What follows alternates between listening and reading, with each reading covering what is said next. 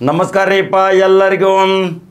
ಉತ್ತರ ಕರ್ನಾಟಕದ ಖಡಕ ಜವಾರಿ ಕಾಕ ನಂಬರ್ 1 ನ್ಯೂಸ್ ಕನ್ನಡ ಸುದ್ದಿವಾಹಿನಿ ಮುಖಾಂತರ ಇವತ್ತು ಏನು ಒಂದು ಒಳ್ಳೆಯ ಸುದ್ದಿ ತಗೊಂಡು ಬಂದಾನ.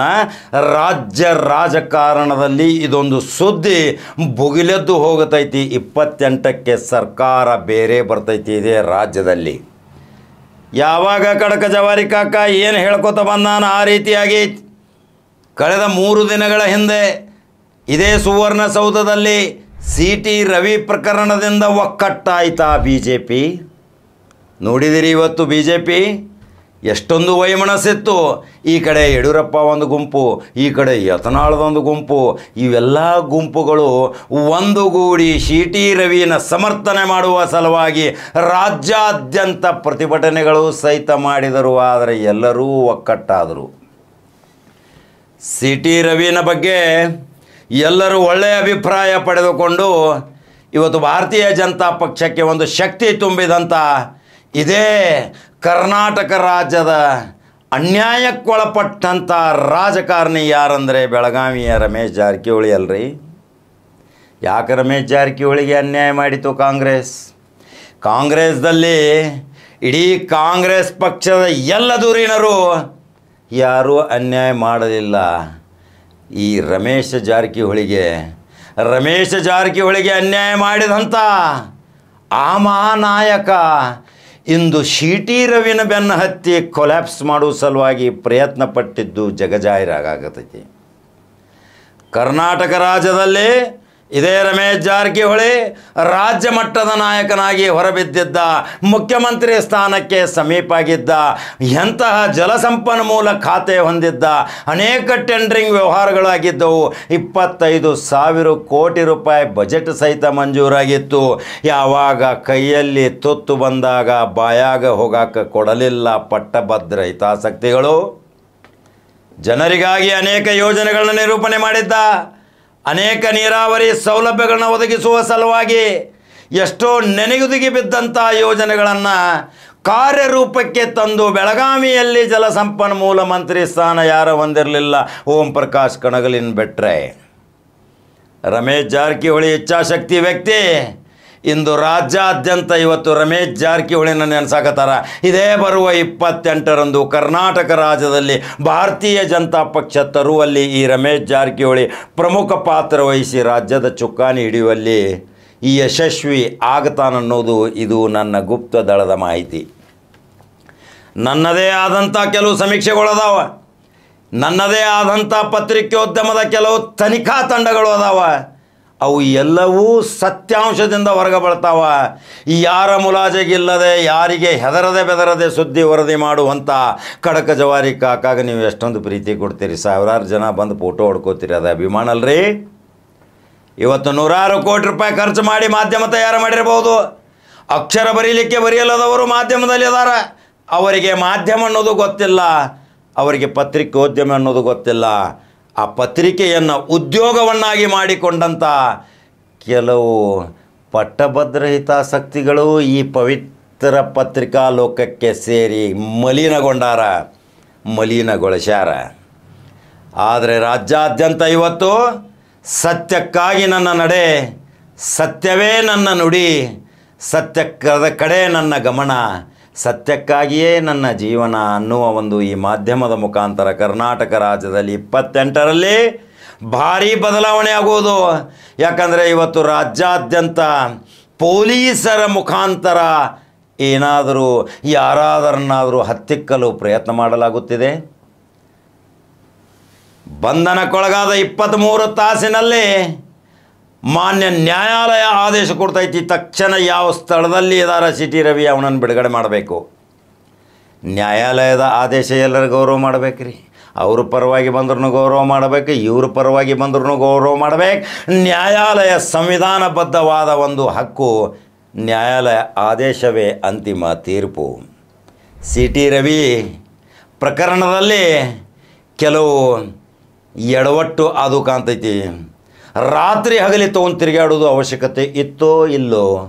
ಯಾವಾಗ ನ್ಯಾಯಾಧೀಶರು ನನ್ನ ಮುಂದೆ ಹಾಜರುಪಡಿಸಬೇಡಿ ಬೆಳಿಗ್ಗೆ ಅಂದಾಗ ಇನ್ನು ಎಲ್ಲಿ ಇಡಬೇಕು, ಅದಕ್ಕೆ ಒಂದು ಪೊಲೀಸರು ಒಂದು ವಿಚಾರ ಮಾಡಿದರು, ಒಂದು ಪ್ರವಾಸಿ ಮಂದಿರದಲ್ಲಿಯೂ ಇಟ್ಟು ಕಾವಲ ಕಾಯಬಹುದಿತ್ತು. ಆದರೆ ಇಡೀ ರಾತ್ರಿ ತಿರುಗಾಡಿಸಿದ್ದು ಸಹಿತ ಜನ ಇವತ್ತು ಭಾಳ ಗಮನಾರ್ಹವಾಗಿ ನೋಡಕತ್ತಾರ. ಆದರೆ ಸಿ ಟಿ ರವಿ ಶಬ್ದ ಬಳಸಿದ್ದು ಅಕ್ಷಮ ಅಪರಾಧ. ಸಿ ಟಿ ರವಿ ಬಗ್ಗೆ ನಾವು ಯಾವಾಗಲೂ ಸಮರ್ಥನೆ ಮಾಡಿಕೊಳ್ಳುವುದಿಲ್ಲ. ಈ ಹಿಂದಕಲೇ ಅನೇಕ ಬಾರಿ ಇದೇ ಸದನದಲ್ಲಿ ಸುಮಂಗಲೆಯರು ಅಂತ ಒಂದು ಶಬ್ದವನ್ನು ಮಾತಾಡಿದ್ದು ಅಲ್ಲೋಲ ಕಲ್ಲೋಲಾಗಿತ್ತು. ಯಾವಾಗಲೂ ಸಿ ಟಿ ರವಿ ಹೆಣ್ಣು ಮಕ್ಕಳ ಬಗ್ಗೆ ಒಂದು ಸ್ವಲ್ಪ ಹಗುರವಾಗಿ ಮಾತನಾಡುವ, ಹರಿಬಿಡುವ ನಾಲಿಗೆ, ಮೆದುಳು ಮತ್ತು ನಾಲಿಗೆಗೆ ಲಿಂಕ್ ಇರಲಾರ್ದಂಥ ವ್ಯಕ್ತಿಗಳು.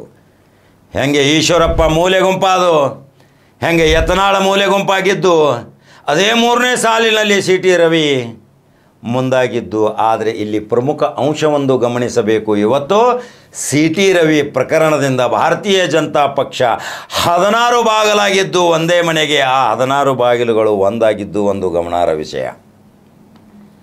ಇವತ್ತು ಉತ್ತರ ಕರ್ನಾಟಕ, ದಕ್ಷಿಣ ಕರ್ನಾಟಕದ ನಾಯಕರು ಇದೇ ಬೆಳಗಾವಿಯಲ್ಲಿ ಒಂದು ಗುಪ್ತ ಮೀಟಿಂಗ್ ಮಾಡ್ತಾರೆ. ಆ ಗುಪ್ತ ಮೀಟಿಂಗದ ಪ್ರತಿ ಸಾರಾಂಶವನ್ನು ಹೇಳ್ತೀನಿ. ಇದೇ ಬೆಳಗಾವಿ ಜಿಲ್ಲೆ ರಾಜ್ಯ ರಾಜಕಾರಣ ಬದಲಾವಣೆ ಮಾಡುವಂಥ ಶಕ್ತಿ ಮಾತ್ರ ಬೆಳಗಾವಿ ಕುಂದಾನಗರಿಗೆ ಐತಿ. ಈ ಕುಂದ ಮತ್ತು ಕರದಂಟು ಕೂಡಿದು ಅಂಥ ವಿಟಾಮಿನ್ ಯಾವ ಪದಾರ್ಥದಲ್ಲಿ ಇಲ್ಲ. ಎಂತಿಂಥ ಕುಂದ ಕರದಂಟಕ್ಕೆ ಮಾರು ಹೋಗಿ ವಿದೇಶದವರು ಬಂದು ಆ ವಸ್ತುವನ್ನು ಖರೀದಿ ಮಾಡಿ ತಮ್ಮ ಪೌಷ್ಟಿಕಾಂಶವನ್ನು ಹೆಚ್ಚು ಮಾಡಿಕೊಳ್ಳುವಂಥ ಈ ಒಳ್ಳೆಯ ಪದಾರ್ಥಕ್ಕೆ ಯಾವಾಗಲೂ ಒಂದು ಲೈಕ್ ಮತ್ತು ಶೇರ್ ಮಾಡಲೇಬೇಕ್ರಿ. ಯಾವಾಗ ಈ ಕರದಂಟ ನಾಡಿನಿಂದ ರಾಜ್ಯ ಸರ್ಕಾರ ಬದಲಾಗ್ತೈತಿ, ಆ ಬದಲಾಗುವ ಚುಕ್ಕಾಣಿ ಹಿಡಿಯುವಲ್ಲಿ ರಮೇಶ್ ಜಾರಕಿಹೊಳಿ ಹಸಿರು ಬಾವುಟ ಆ ಕಮಲವನ್ನು ಅರಳಿಸ್ತಾನ. 2028ರಲ್ಲಿ ಮತ್ತೆ ದಾಪುಗಾಲ ಹಾಕ್ತಾನೆ ವಿಧಾನಸೌಧದಲ್ಲಿ. ಅತ್ತೆಗೊಂದು ಕಾಲ, ಸೊಸೆಗೊಂದು ಕಾಲ, ಆ ಕಾಲ ಬರ್ತೈತಿ. ಮತ್ತೆ ರಮೇಶ್ ಜಾರಕಿಹೊಳಿ ಚುಕ್ಕಾಣಿ ಹಿಡಿದು ಮತ್ತೆ ತನ್ನ ರಣಬೇಟೆಯನ್ನು ಆರಂಭ ಮಾಡ್ತಾನೆ. ಅದು ಯಾವಾಗಲೂ ಹುಲಿ. ಯಾವಾಗ ರಮೇಶ್ ಜಾರಕಿಹೊಳಿ ಹೃದಯವಂತ ವ್ಯಕ್ತಿ, ಯಾವಾಗ ಇಚ್ಛಾಶಕ್ತಿಯ ಮುಖಾಂತರ ಗುಡುಗತಾನ, ಅದನ್ನು ಸಾಧನೆ ಮಾಡಿ ತೋರಿಸ್ತಾನ. ಆದರೆ ಕೆಲವರು ಕಾಣದ ಕೈವಾಡದ ಪುರುಷರು, ಮುಸುಕುದಾರಿಗಳು ಒಂದು ಷಡ್ಯಂತ್ರವನ್ನು ಮಾಡಿ ಆ ರಾಜಕಾರಣಿಯನ್ನು ಮೂಲೆ ಗುಂಪು ಮಾಡುವ ಸಲುವಾಗಿ ಎಂಥ ಪ್ರಯತ್ನ ಪಟ್ಟರೂ ಸಹಿತ, ಆದರೆ ಆ ರಾಜಕಾರಣಿ ಸುಮ್ಮ ಕೂಡುವ ಜಾಯಮಾನದವನಲ್ಲ.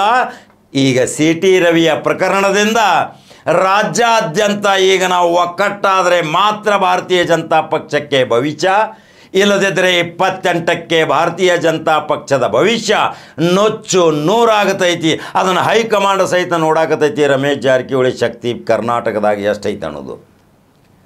ಇಲ್ಲಿ ಕರ್ನಾಟಕ ರಾಜ್ಯದಲ್ಲಿ ಇದೇ BS ಯಡಿಯೂರಪ್ಪನ ಮುಖ್ಯಮಂತ್ರಿ ಮಾಡುವ ಸಲುವಾಗಿ 17 ಜನ ಶಾಸಕರನ್ನು ಕಾಂಗ್ರೆಸ್ದಲ್ಲಿ ನನಗೆ ಮಲತಾಯಿ ಧೋರಣೆ ತೋರ್ಸಾಕತ್ತಾರ, ನನಗೆ ಅಸಮಾಧಾನ ಮಾಡಾಕತ್ತಾರ, ನನ್ನ ಸೈಡ್ಲೈನ್ ಮಾಡಾಕತ್ತಾರ ಅಂತ ತಿಳಿದು ಆ 17 ಜನರನ್ನು ತೆಗೆದುಕೊಂಡು ಹೋಗಿ ಬಾಂಬೆ ರಿಸಾರ್ಟ್ದಲ್ಲಿ ಇದ್ದಾಗ ಗಡಗಡ ನಡಿಗೆ ಹೋಯಿತು ಕರ್ನಾಟಕ ಸರ್ಕಾರ. ಅಲ್ಲಿ ಸರ್ಕಾರ ಬಿದ್ದೋಗಿ ಭಾರತೀಯ ಜನತಾ ಪಕ್ಷ ಬಂತು.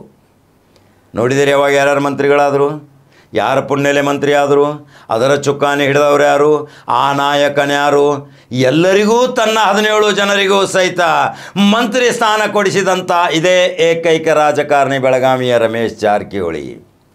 ಎಂದಾದರೂ ಜೀವನದಲ್ಲಿ BC ಪಾಟೀಲ್ ಮಂತ್ರಿ ಆಗ್ತಿದ್ರೇನ್ರಿ? ಶ್ರೀಮಂತ ಪಾಟೀಲ್ ಅವರು ಮಂತ್ರಿ ಆಗ್ತಿದ್ರು, ಕುಮಟಳ್ಳಿ ಕ್ಯಾಬಿನೆಟ್ ದರ್ಜೆ ಸ್ಥಾನಮಾನ ತಗೋತಿದ್ರು. ಅವರ ಸಹಪಾಠಿಗಳು ಎಲ್ಲರಿಗೂ ಸಹಿತ ಒಳ್ಳೊಳ್ಳೆಯ ಮಂತ್ರಿ ಸ್ಥಾನ, ನಿಗಮ ಮಂಡಳಿ ಅಧ್ಯಕ್ಷ ಸ್ಥಾನ ಕೊಡಿಸಿ ತಾನು ಆ ಶತ್ರುಗಳು ರಚನೆ ಮಾಡಿದಂಥ ಚಕ್ರವ್ಯೂಹದಲ್ಲಿ ಬಲಿಪಶುವಾಗಿ ಆ ಷಡ್ಯಂತ್ರವನ್ನು ಮಾಡಿ ಬಹಿರಂಗವಾಗಿ ಅವಮಾನಿಸಿದವ್ರನ್ನ ಬಿಡ್ತಾನ್ರಿ ರಮೇಶ್ ಜಾರಕಿಹೊಳಿ? ಬಿಡುವ ವ್ಯಕ್ತಿ ಅಲ್ಲ ಆತ. ಧೀರ ವೀರ. ಯಾವಾಗೂ ಹಠಮಾರಿತನ ರಾಜಕಾರಣದಲ್ಲಿ ಎಷ್ಟು ನನ್ನ ತುಳ್ಯಾಕ ಬೆನ್ನು ಹತ್ತಾರ ಅಷ್ಟು ಬೆಳೆದು ತೋರಿಸ್ತೀನಿ ಅಂತಾನ ರಮೇಶ್ ಜಾರಕಿಹೊಳಿ. ಆದರೆ ಇವತ್ತು ಕರ್ನಾಟಕ ರಾಜ್ಯದಲ್ಲಿ ಇದೇ ರಮೇಶ್ ಜಾರಕಿಹೊಳಿ ಭಾರತೀಯ ಜನತಾ ಪಕ್ಷವನ್ನು ಒಂದುಗೂಡಿಸುವ ಸಲುವಾಗಿ ಶತಪ್ರಯತ್ನ ಮಾಡಾಕತಾನ ಅನ್ನೋದು ಒಂದು ಬೆಳಗಾವಿಯಲ್ಲಿ ಗುಪ್ತ ರಹಸ್ಯ ಸಭೆಯಲ್ಲಿ ಬಹಿರಂಗವಾದ ವಿಷಯ. ಖಡಕ್ ಜವಾರಿ ಕಾಕ ಹೇಳಾಕತಾನ ಕೇಳ್ರಿ.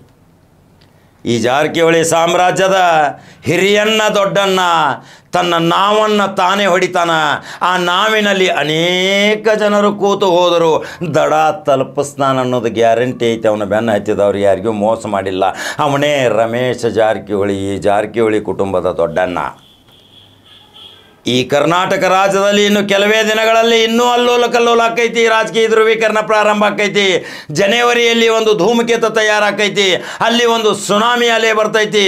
ಯಾರು ರಮೇಶ್ ಜಾರಕಿಹೊಳಿಯನ್ನು ಷಡ್ಯಂತ್ರದಿಂದ ಬಲಿ ಮಾಡಿದರು, ಯಾರು ರಮೇಶ್ ಜಾರಕಿಹೊಳಿಯನ್ನು ಮೋಸಗೊಳಿಸಿದರು, ವಂಚನೆಗೊಳಿಸಿದರು, ಆ ವ್ಯಕ್ತಿಗಳ ಬಣ್ಣ ಇನ್ನು ಹೊರಗೆ ಬೀಳುವುದು.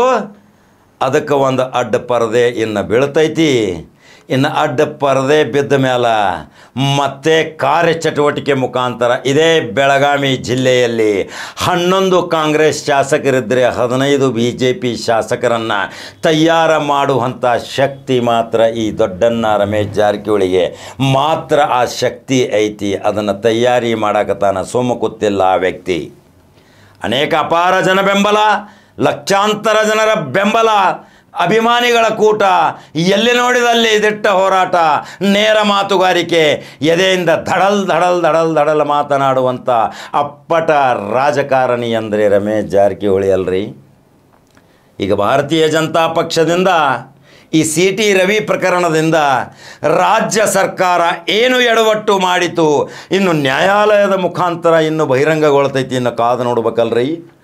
ರಾಜ್ಯ ರಾಜಕಾರಣದಲ್ಲಿ ಬದಲಾವಣೆಯ ಗಾಳಿ ಸೂಸ್ತೈತಿ. 28ರಲ್ಲಿ ಬದಲಾವಣೆ ಆಕೈತೋ, 28ರ ಒಳಗಡೆನೇ ಈ ಹಡಗ ಮುಳುಗತೈತೋ, ಇನ್ನು ಕಾದು ನೋಡಬೇಕು. ಇದೇ ಕಡಕ ಜವಾರಿ ಕಾಕ ಮೊದಲಿಂದಲೂ ಹೇಳ್ಕೊತ ಬಂದಿದ್ದ. ಹಂಗಾದ್ರೆ ಯೂಟ್ಯೂಬ್ದಾಗ ಕಡಕ ಜವಾರಿ ಕಾಕನ ನಂಬರ್ 1 ನ್ಯೂಸ್ ಕನ್ನಡ ಬಟನ್ ಹೊಡಿತೀರಿ. ಎಷ್ಟೋ ಮಂದಿ ಕೇಳಾಕತ್ತೀರಿ ಕಾಕ ಸುದ್ದಿ ಬರವಲ್ಲು ಅಂತೇಳಿ. ನೀವು ಯೂಟ್ಯೂಬ್ದಾಗ ಹೋಗ್ರಿ, ನಂಬರ್ 1 ನ್ಯೂಸ್ ಕನ್ನಡ ಬಟನ್ ಹೊಡಿರಿ, ಸಬ್ಸ್ಕ್ರೈಬ್ ಆಗಿರಿ, ಫೇಸ್ಬುಕ್ದಾಗ ಫಾಲೋ ಮಾಡಿರಿ. ಆವಾಗ ನಿಮಗೆ ಸುದ್ದಿ ನೋಟಿಫಿಕೇಷನ್ ಡೈರೆಕ್ಟ್ ಬರ್ತೈತಿ. ಈ ಕಡಕ ಜವಾರಿ ಕಾಕ ಯಾವಾಗಲೂ ಸತ್ಯ ಹೇಳ್ತಾನ, ಗುಡುಗಿನಿಂದ ಹೇಳ್ತಾನ, ಕಡಕ್ ಹೇಳ್ತಾನ. ಅದೇ ನಿಮ್ಮ ಬೆಂಬಲ ನನಗೆ ಶ್ರೀರಕ್ಷೆ. ಮತ್ತೊಂದು ಕಡಕ್ ಜವಾರಿ ಸುದ್ದಿ ಹೋಗಿ ಬರ್ತೀನಿ. ನಮಸ್ಕಾರ.